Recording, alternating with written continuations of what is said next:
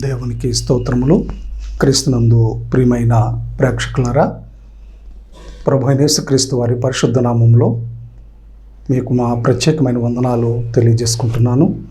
మరొకసారి జీవనది అనే కార్యక్రమం ద్వారా మనం పరిశుద్ధ వాక్యమును ధ్యానం చేసుకోవడానికి, ఆయన మాటలు మరొకసారి మనం విని మన జీవితంలో తలపోసుకోవడానికి ప్రభువు అనుగ్రహించిన ఈ అమూల్యమైన సమయం కొరకై ప్రభువుని హృదయపూర్వకంగా స్తుతిస్తున్నాను. దేవుడు మనలను ఎన్నో ఉపద్రవాలు, ఇబ్బందులు, ఇరుకులు, సమస్యలు వాటన్నిటి నుండి తప్పించి మన జీవితంలో మనకు అనుగ్రహించిన క్షేమము, నెమ్మది, ఆరోగ్యము, ఆయన పొడిగించిన ఆయుష్కాలమును బట్టి దేవునికి లెక్కలేని స్తుతులు, స్తోత్రాలు చెల్లించబద్దులమై ఉన్నాము. మరి ఈ సమయంలో పరిశుద్ధ గ్రంథంలో నుండి కొద్ది నిమిషాలు దేవుని యొక్క వాక్యాన్ని మనం ధ్యానం చేద్దాం. కీర్తనల గ్రంథము 84వ అధ్యాయము 1 నుండి కొన్ని వచనాలు చదువుకుందాం. సైన్యములకు అధిపతి యొగు యెహోవా, నీ నివాసములు ఎంత రమ్యములు! యెహోవా మందిర ఆవరణములను చూడవలెనని నా ప్రాణము ఎంతో ఆశపడుచున్నది. అది సొమ్మసిల్లుచున్నది. జీవము గల దేవుని దర్శించుటకు నా హృదయము, నా శరీరము ఆనందముతో కేకలు వేయుచున్నది. 4వ వచనం, నీ మందిరమునందు నివసించువారు ధన్యులు, వారు నిత్యము నిన్ను స్తుతించుదురు. 10వ వచనం, నీ ఆవరణములో ఒక దినము గడుపుట 1000 దినముల కంటే శ్రేష్టము. నా దేవుని మందిర ద్వారమునొద్ద నుండుట నాకిష్టము. ప్రభు తన మాటలను మన వినికిడిలో దీవించును గాక. చిన్న మాట ప్రార్థన చేసుకుని ప్రభు యొక్క వాక్యాన్ని కొద్ది నిమిషాలు మనం ధ్యానం చేద్దాం. కృపా సత్య సంపూర్ణుడు అయిన ప్రియ పరలోకపు తండ్రి, పరిశుద్ధుడు అయిన దేవా, నీ పరిశుద్ధ నామమునకు స్తోత్రములు, వందనములు, కృతజ్ఞతాస్తుతులు చెల్లిస్తున్నాము నాయన. వాక్యమై ఉన్న దేవానికి స్తోత్రములు.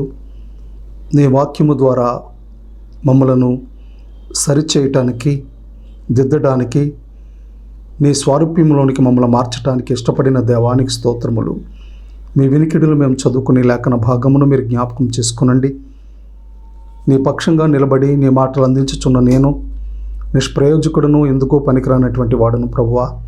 నన్ను నీ సిలువుచాటును మరుగుపరిచి నీ బిడ్డలతో, నాతో, మాతో మీరు మాట్లాడండి. దయగల దేవా, కృపగల తండ్రి, మా నిరీక్షణకు ఆధారముగు దేవానికి స్తోత్రములు.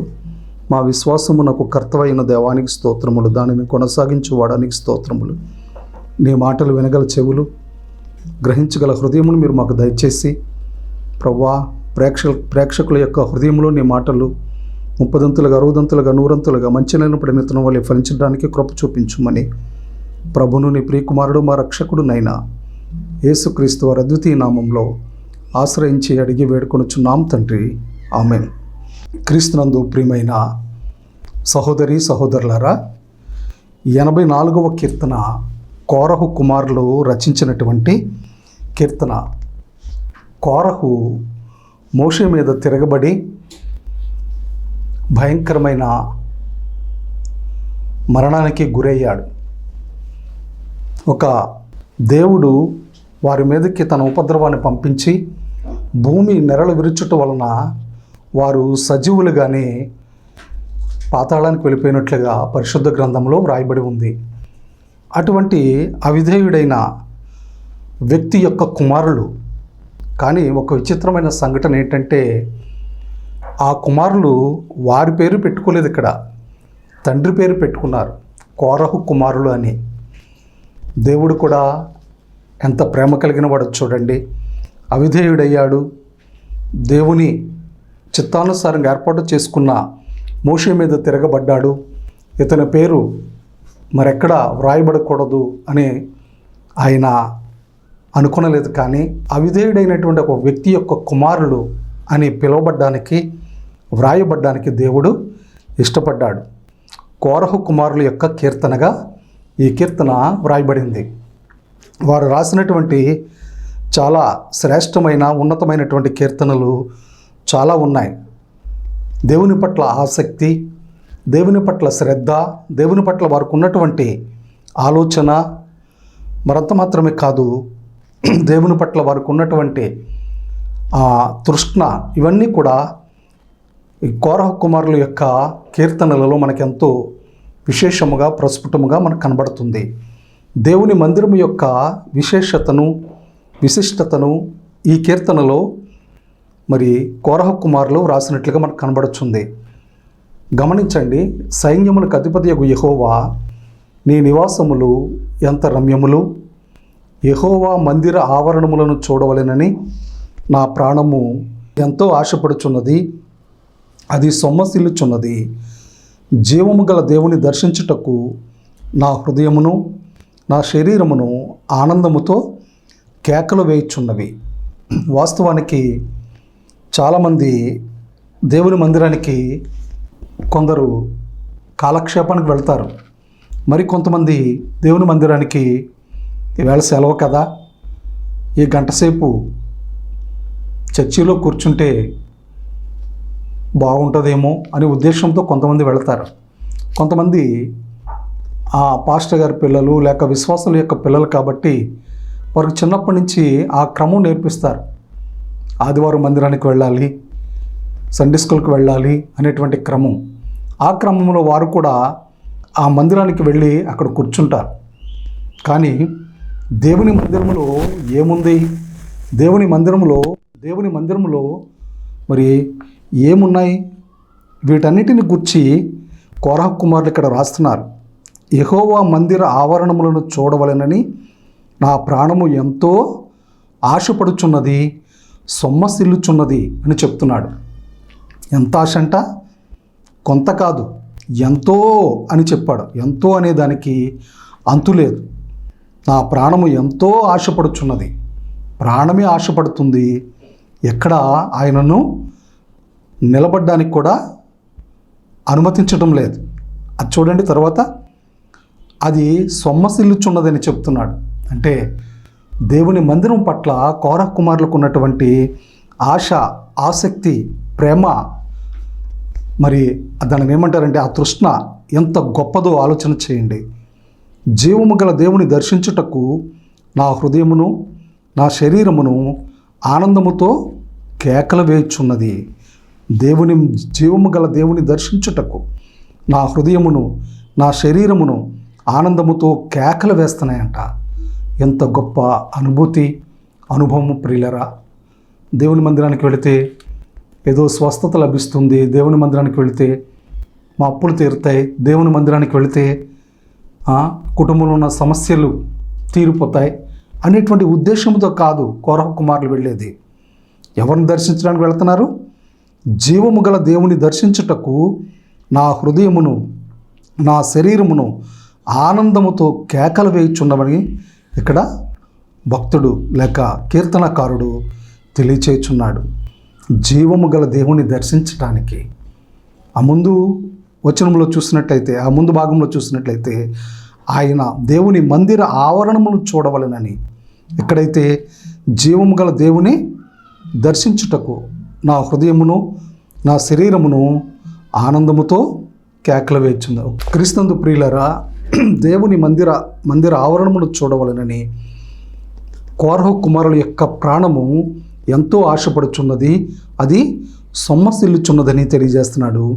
అంత మాత్రమే కాదు, క్రింది భాగంలో చూసినట్లయితే జీవము గల దేవుని దర్శించుటకు నా హృదయమును నా శరీరమును ఆనందముతో కేకలు వేయచ్చు. నిజమైన ఆత్మీయ అనుభవము, దేవుని మందిరములో ఉన్నటువంటి సంతోషము. ఒక 2-3 ఉదాహరణలు చెప్తాను. నేను చెప్పిన తర్వాత తిరిగి మరలా నా వాక్య ధ్యానంలోనికి వస్తాను. దేవుని మందిరములో ఉన్నటువంటి శక్తి, దేవుని మందిరములో మన సమస్యలకు పరిష్కారము, దేవుని మందిరములో ప్రభువు అనుగ్రహించేటటువంటి స్వస్థత, ఆనందము, ఇవన్నీ కూడా మనకి చాలా మన విశ్వాసాన్ని బట్టి మనం పొందుకునే వారముగా మనం ఉంటున్నాం. హన్న షీలోహులో ఉన్న దేవుని మందిరానికి వెళ్ళింది. అప్పటికి ఆమెకు పిల్లలు లేరు. దేవుని మందిరములో ప్రార్థన చేస్తుంది. హృదయాన్ని కుమ్మరించుకుని, పెదవులు మాత్రమే కదులుతున్నాయి. తన హృదయము దేవుని మందిరములో కుమ్మరించుకుంటూ ప్రార్థన చేస్తుంది. దేవా, నాకు ఒక్క మగబిడ్డను దయచేస్తే ఆ బిడ్డ తల మీదకి ఎప్పటికీ మంగళకత్తి రానియకుండా ఆ బిడ్డ బ్రతుకు దినములన్నీ కూడా నీకు ప్రతిష్ఠితుడై నీ పరిచర్య చేయటానికి నీకు అప్పగిస్తాను నాయనా అని చెప్పి ప్రార్థన చేసుకుంటుంది. ఏలి ఆమె పెదవులు కనిపెడుతున్నాడు, కానీ ఆమె హృదయంలో ఉన్నటువంటి భారం అతనికి తెలియదు.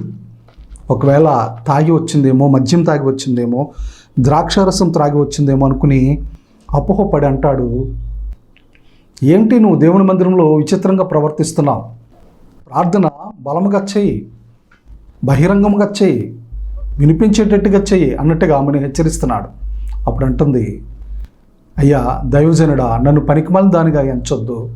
అత్యధికమైన తిరస్కారం వలన లేక నింద వలన నాలో నేను ప్రార్థన చేసుకుంటున్నాను, దేవుని సన్నిధిని నా హృదయమును కుమ్మరించుకుంటున్నానని చెప్తుంది సహోదరి హన్నా. క్రీస్తునందు ప్రియులారా, అక్కడ ఆమె చేసుకున్న నిబంధన లేక దేవునితో ఆమె చేసుకున్న ఒడంబడిక చొప్పున దేవుడు ఆమెకు మరల వచ్చే సంవత్సరానికి మగబిడ్డను ఇచ్చాడు. క్రొత్త నిబంధనలో చూసినట్లయితే లూకా సువార్తలో 18 సంవత్సరాల నుండి నడుము వంగిపోయినటువంటి బలహీనపరిచే దయ్యం పట్టిన స్త్రీ ఉంటుంది. ఆమె ప్రతి విశ్రాంతి దినమున ఆ సమాజ మందిరంలోనికి వెళుతుంది. యేసు ప్రభు వారు ఆ రోజు ఆమెను చూసి ఆమె మీద చేతులు ఉంచి, అమ్మా నీ బలహీనత నుంచి నీవు విడుదల పొందావని చెప్పారు. అలా చెప్పగానే ఆమె లేచి చక్కగా నిలబడింది.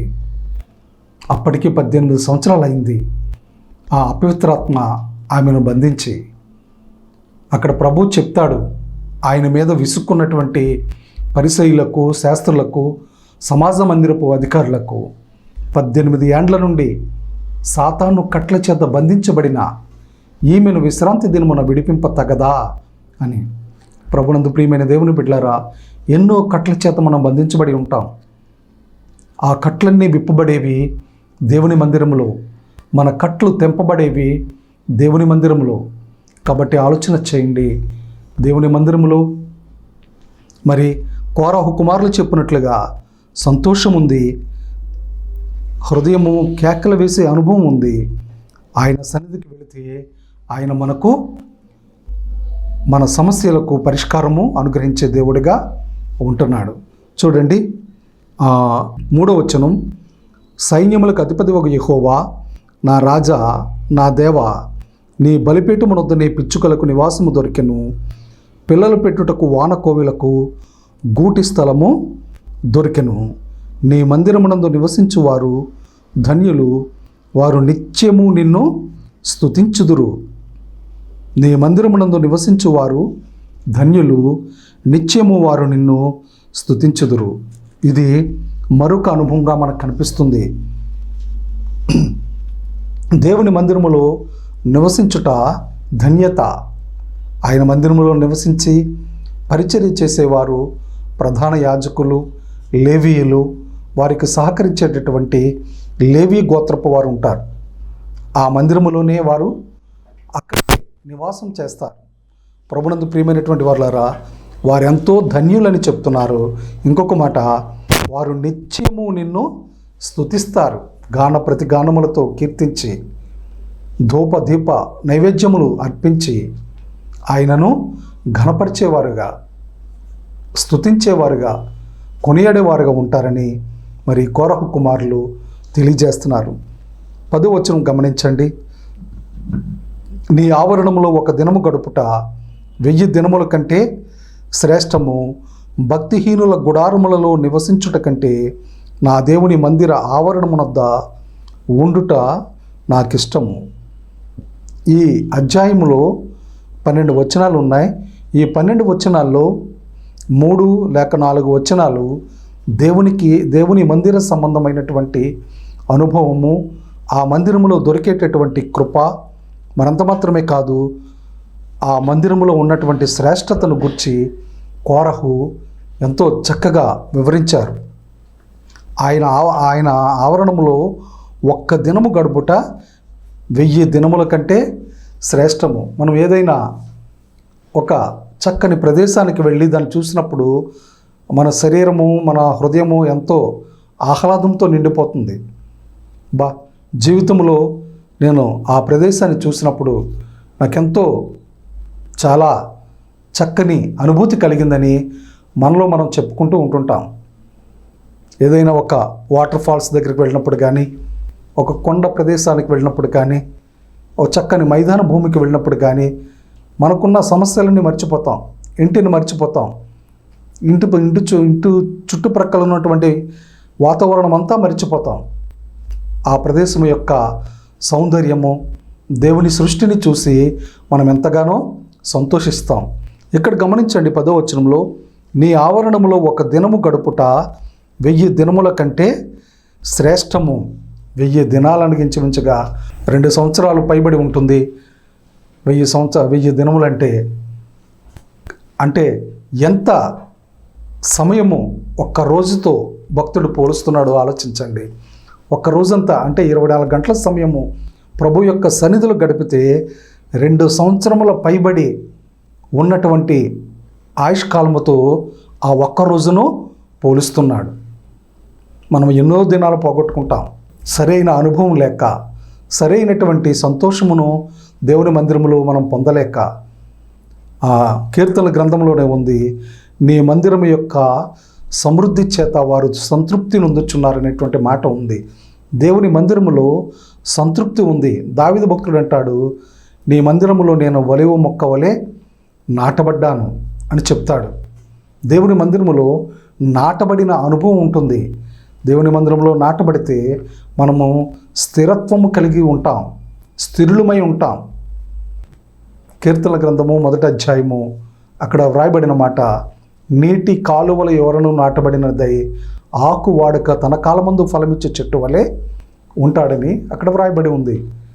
నీటి కాలువల ఎవరనగా దేవుని మందిరములో మనము నాటబడిన వారముగా ఉండాలని దేవుని యొక్క వాక్యము సెలవిస్తుంది. నీ ఆవరణంలో ఒక దినము గడుపుట 1000 దినముల కంటే శ్రేష్టము. భక్తిహీనుల గుడారములో నివసించుట కంటే నా దేవుని మందిర ద్వారమునొద్ద ఉండుట నాకు ఇష్టము అని దేవుని యొక్క వాక్యంలో వ్రాయబడి ఉంది. క్రీస్తునందు ప్రియులారా, చాలా పర్యాయాలు మనం ఎక్కడెక్కడికో వెళతాం, దేనినో కావాలని కోరుకుంటాం. కానీ భక్తుడు కోరహ కుమారులు మరి కీర్తనకారులు చెప్తున్నటువంటి మాట, నేను భక్తిహీనుల గుడారములో నివసించుట కంటే నా దేవుని మందిర ద్వారమునొద్ద నివసించుట ఉండుట నాకెంతో ఇష్టము. వారింట్లో ఏమైనా ఉండొచ్చు, వారింట్లో సకల సంపదలు ఉండొచ్చు, వారింట్లో ధన సమృద్ధి ఉండొచ్చు, కానీ వారెవరు భక్తిహీనులు. వాడి గుడారములో బంగారము, వెండి, వజ్ర వైడూర్యాలు ఉండొచ్చు, కానీ ఆ ఇంట్లో ఉండడం కంటే, ఆ గుడారములో ఉండడం కంటే నా దేవుని మందిర ద్వారమునొద్ద ఉండడం నాకెంతో ఇష్టం. దేవుని మందిరంలో సమాధానం ఉంది, దేవుని మందిరంలో సంతోషం ఉంది, దేవుని మందిరములో స్వస్థత ఉంది, దేవుని మందిరములో విడుదల ఉంది, దేవుని మందిరములో శ్రేష్టమైన అనుభవాలు, నాటబడిన అనుభవం, స్థిరపరిచే అనుభవము, ఇవన్నీ కూడా ఆయన యొక్క మందిరములో ఉన్నాయి. క్రీస్తునందు ప్రియమైనటువంటి సహోదరులారా, మీ అనుభవం ఎలా ఉంది? మీరు ఎక్కడ ఉండడానికి ఇష్టపడుతున్నారు? ఆలోచన చేయండి. ఈ లోక సంబంధంగా నేటి దినాలలో ఎక్కువగా నేను ఎవరిని విమర్శించడం కాదు, కానీ సీరియల్స్కి ఎక్కువ సమయాన్ని కేటాయిస్తున్నారు. ఇది చాలా విచారింపదగినటువంటి విషయము. దేవుని యొక్క వాక్యం వినడానికి, దేవుని యొక్క వాక్యము చూడడానికి, దేవుని యొక్క వాక్యమును చదవడానికి మనము ఎక్కువగా సమయాన్ని కేటాయించవలసిన వారముగా ఉంటున్నాం. దేవుని యొక్క వాక్యం సెలవిస్తుంది.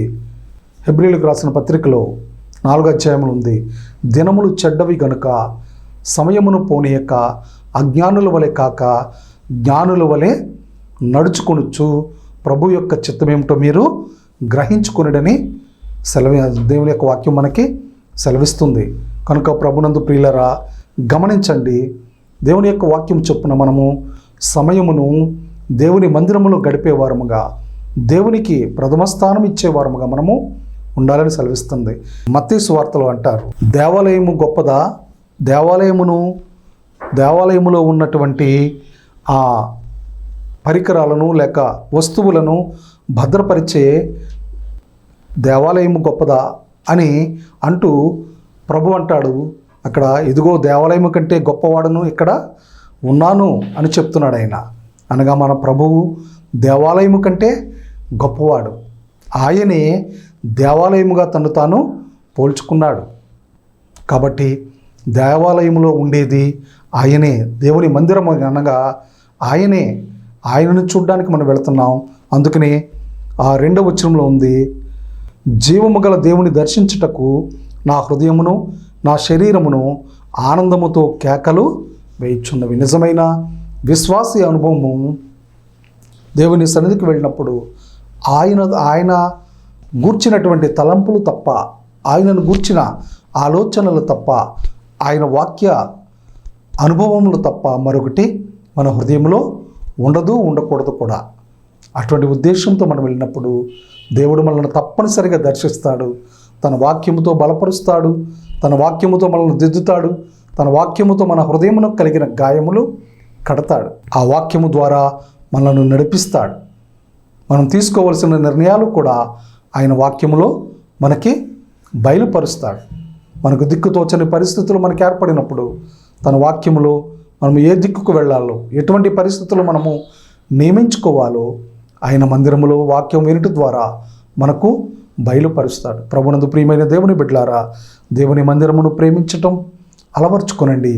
దేవుని మందిరములో ఆయన వాక్యం వినటానికి, దేవుని మందిరములో ఎక్కువ సమయమును గడపడానికి, ప్రార్థన చేయటానికి, వాక్యం వినటానికి, దేవుని మందిరమును ప్రేమించి ఆ కృపను పొందుకోవడానికి ప్రయత్నం చేయండి. ఎందుకంటే ఈ లోకములో సినిమా థియేటర్లలో, బార్లలో, లేకుంటే వేరే వేరే స్థలాలలో, క్లబ్బులలో, పబ్బులలో ఎంతో సమయాన్ని గడుపుతున్నారు మనుషులు. కానీ భక్తుడు చెప్తున్నాడు, నీ సన్నిధిలో లేక నీ మందిరములో 1 దినము గడుపుట 1000 దినముల కంటే శ్రేష్టమని సెలవిస్తున్నాడు. అనగా ఎంత శక్తి, ఎంత ప్రభావము, ఎంత ఉన్నతమైన ఆనందము, సంతోష సమాధానములు ఆయన యొక్క సన్నిధిలో ఉన్నాయో ఆలోచన చేయండి. దేవా, నీ సన్నిధిలో నా హృదయాన్ని కుమ్మరించుకుని హృదయపూర్వకముగా నీ మందిరములో 1 దినము గడుపుట 1000 దినముల కంటే శ్రేష్టమని ఆయన సెలవిస్తున్నాడు. ప్రభువుని దర్శించాలి, నా ప్రభువుని కలుసుకోవాలి, నా ప్రభువుతో మాట్లాడాలి, నా ప్రభువుకి నా సమస్యలు చెప్పుకోవాలి, నా ప్రభువుకి నా యొక్క బలహీనతలు విన్నవించుకుని ఈరోజు నేను బలపరచబడాలి, నా ప్రభు సన్నిధిలో నేను నా ప్రభువు కొరకై సిద్ధపడాలి అనేటువంటి ఆలోచన, ఆ తపన, ఆరాటము, ఆత్మీయ ఆసక్తి మనలో కలిగి ఉన్నప్పుడు ప్రభువు మనలను, మన హృదయవాంఛలను తీర్చే దేవుడుగా ఆయన ఉంటున్నాడు. ఎందుకంటే ఆశగల ప్రాణమును ఆయన తృప్తిపరిచే దేవుడు. దేవుని మందిరమును గుర్చిన ఆశ, ఆలోచన, ఆసక్తి మనం ఎంతవరకు కలిగి ఉంటున్నాం ఒకసారి ఆలోచన చేయండి. సమయము సమీపించుచున్నది. ఈ ప్రవచన వాక్యములు వినువాడు, ఇందులో వ్రాయబడిన సంగతులు చదువువాడు, గైకొనువాడు ధన్యుడని ప్రకటన గ్రంథం 1వ అధ్యాయం 3వ వచనంలో వ్రాయబడి ఉంది. క్రీస్తునందు ప్రియమైనటువంటి సహోదరి సహోదరులరా, మరి ఎంతవరకు మనము దేవుని మందిరాన్ని మనం ప్రేమిస్తున్నాం ఆలోచించండి. దేవుని మందిరమును ప్రేమించే వ్యక్తులుగా మనం ఉంటున్నామా? దేవుని మందిరములో ఆయన కొరకై శ్రేష్టమైన తలంపులు కలిగి ఆయనను పూర్ణ హృదయముతో, పూర్ణ మనస్సుతో, పూర్ణ శక్తితో ఆరాధించి ప్రేమించే వ్యక్తులుగా మనం ఉంటున్నామా? 2వ వచనం మరొకసారి చదువుతున్నాను. యెహోవా మందిర ఆవరణములను చూడవలెనని నా ప్రాణము ఎంతో ఆశపడుచున్నది, అది సొమ్మసిల్లుచున్నది. జీవము గల దేవుని దర్శించుటకు నా హృదయమును నా శరీరమును ఆనందముతో కేకలు వేయుచున్నవి. ఇట్టి అనుభవంతో మనము నింపబడినప్పుడు ప్రభు మనల్ని తప్పకుండా దర్శిస్తారు, మనతో మాట్లాడతారు. ఒక్క చిన్న మాట చాలు మన బ్రతుకు మారడానికి. యేసయ్య ఇచ్చిన ఒక్క మాట చాలు మన జీవితము వెలిగింపబడ్డానికి. యేసయ్య నోట నుండి వచ్చిన ఒక్క మాట చాలు మన హృదయంలో ఉన్న గాయం కట్టబడ్డానికి. మన బ్రతుకు, మన పరిస్థితి, మన పడిన స్థితిని మనం లేపడానికి యేసయ్య నోట నుండి వచ్చే ఒక్క మాట చాలు. ఆ ఒక్క మాట కోసం మందిరానికి మనం వెళుతున్నామా? మందిరాన్ని ప్రేమిస్తున్నామా? మందిరంలో ప్రభువుని కనుగొంటున్నామా? లేక కాలక్షేపంగా వెళ్ళి ఆ మాటలు ఈ మాటలు చెప్పుకుని కబుర్లు చెప్పుకొని వచ్చేస్తున్నామా? నిజమైన సంతోషము, సమాధానము వెతికే వారంగా మనం ఉంటున్నామా? ఆలోచన చేయండి. దేవుని చిత్తమైతే మరొకసారి ఈ మాటలు మనం ధ్యానం చేద్దాం. మరి సమయము తక్కువగా ఉన్నది కనుక కొద్ది నిమిషాలు మాత్రమే నేను ధ్యానం చేసాం. ఇంకా చాలా సంగతులు ఉన్నాయి చెప్పవలసినవి. ప్రభు సమయం ఇస్తే మరొకసారి ఈ మాటల గురించి మనం ధ్యానం చేద్దాం. క్రీస్తునందు ప్రియులారా, ఫోన్ల ద్వారా మీరు తెలియచేస్తున్న ప్రార్థన అవసరతల కొరకై ప్రార్థన చేస్తున్నాం. మరి దేవుడు ప్రేమించి ఇచ్చిన ఈ పరిచర్య నిమిత్తమై మీరు కూడా మీ ప్రార్థనలో జ్ఞాపకం చేసుకుని ఈ పరిచర్య కొనసాగునట్లుగా, ప్రభువు నా పట్ల తన కృపను విస్తరింప చేయనట్లుగా మీ అనుదిన ప్రార్థనలో జ్ఞాపకం చేయండి. మీ గురించి నేను నిత్యము ప్రార్థన చేస్తున్నాను. ప్రార్థన చేసుకుందాం. కృపా సత్య సంపూర్ణుడు అయిన మా ప్రియ పరలోకపు తండ్రి, పరిశుద్ధుడు అయిన దేవా, నీ పరిశుద్ధ నామమునకు స్తోత్రములు, కృతజ్ఞతాస్తుతులు చెల్లిస్తున్నాం నాయన. ఇంతవరకు నీ మందిరంలో ఉన్న శ్రేష్టత, నీ మందిరంలో ఉన్న సమాధానము, నీ మందిరంలో ఉన్నటువంటి సంతోషమును గూర్చి, దర్శనమును గూర్చి, ప్రభువా ఆలోచనను గూర్చి దేవా నా నాయన మీరు మాతో మాట్లాడిన దానిని బట్టి వేలాది స్తోత్రములు చెల్లిస్తున్నాం. ప్రకటించబడిన వాక్యము ఫలించినట్లుగా నీ కార్యం చేయండి. ప్రేక్షకుల్లో బలహీనమైన బిడ్డలు ఉన్నారు ప్రభువా, వారిని మీరు ముట్టండి, స్వస్థపరచండి. సమస్యలతో ఉన్న బిడ్డలు ఉన్నారు నాయన, కుటుంబాలు ఉన్నాయి ప్రభువా, సమస్యల నుంచి విడిపించండి. వివాహం కావలసిన బిడ్డలు ఉన్నారు నాయన, బిడ్డలకు వివాహం జరిపించండి. ఉన్నతమైన చదువులు చదువుకోవడానికి సిద్ధపడుతున్న వారు ఉన్నారు తండ్రి, వారికి నా ప్రభువా మార్గాలు తెరవండి. సరి అయిన మార్గంలో వారు నడిపించి ఏ కాలేజీలో వారు జాయిన్ అవటం నీ చెప్తాం, ఆ కాలేజీలో జాయిన్ అవ్వడానికి కృప చూపించమని అడుగుతున్నాం. ప్రాముఖ్యంగా విడిపోయిన కుటుంబాల నిమిత్తం ప్రార్థన చేస్తున్నాం. తిరిగే కట్టబడినట్లు నీ కార్యం చేయండి. ఆర్థిక ఇబ్బందులు, రుణ సమస్యలతో బాధపడుచున్న వారు ఉన్నారు, వారిని కూడా కనికరించండి దేవా. నాయన ఇబ్బందులు, ఇరుకుల నుండి నా ప్రభువా వారిని విడిపించి సమృద్ధిలోనికి నడిపించండి. వారి జీవితంలో నీ కార్యమును జరిగించండి. మరంతకంటే ప్రాముఖ్యంగా రక్షణ అనుభవం లేకుండా నిన్ను ఎరగని జీవితంలో ఉంటూ నామకార్థ స్థితిలో ఉన్న వారి కొరకే ప్రార్థన చేస్తున్నాం. వారిని కనికరించి ప్రభువా నా నాయన నా దేవా మారు మనసు రక్షణానుభవం నడిపించి నిజముగా నిన్ను ఎరిగిన వారే, నిన్ను కలిగిన వారే నీకు మహిమకరంగా జీవించే భాగ్యమును వారికి దయచేయమని అడుగుతున్నాం. ప్రభువా కుటుంబాలను కట్టండి, కుటుంబాల్లో క్షేమము, సమాధానము, సంతోషమును దయచేయండి. మరి ప్రాముఖ్యంగా కుటుంబ సమేతముగా నీ మందిరమునకు వెళ్ళి, నీ సన్నిధికి వెళ్ళి ప్రభువా నిన్ను ఆరాధించి స్తుతించే భాగ్యమును ప్రతి కుటుంబానికి దయచేయమని, నీ సన్నిధిలో ఉన్న సంతోషము, నీ మందిరములో ఉన్న గొప్ప సమాధానమును వారు పొందుకుని హృదయపూర్వకముగా నిన్ను స్తుతించే కృపను, భాగ్యమును వారికి దయచేయమని, ఏ కార్యక్రమం చూస్తున్న ప్రతి ఒక్కరిని కూడా మీరు ఆశీర్వదించమని, తిరిగి మరలా నీ చిత్తమైన నీ రాకడ ఆలస్యమైతే మరొక కార్యక్రమంలో మేము కలుసుకునే పర్యంతము నీ సన్నిధి, నీ కాపుదల నిత్యము మాకు, మా ప్రేక్షకులకు, వారి కుటుంబాలకు అనుగ్రహింపజేసి నడిపించుమని, ఏ కార్యక్రమంకు సహకరించిన సహోదరులను దీవించుమని యేసు నామమున అడిగి వేడుకొనుచున్నాం తండ్రి. Amen, amen. ప్రభు అయిన యేసుక్రీస్తు వారి యొక్క కృప, ఆయన ప్రేమ, దయ, కనికరము మీకు, మీ కుటుంబాలకు సమృద్ధిగా అనుగ్రహింపబడును గాక. ఆమెన్.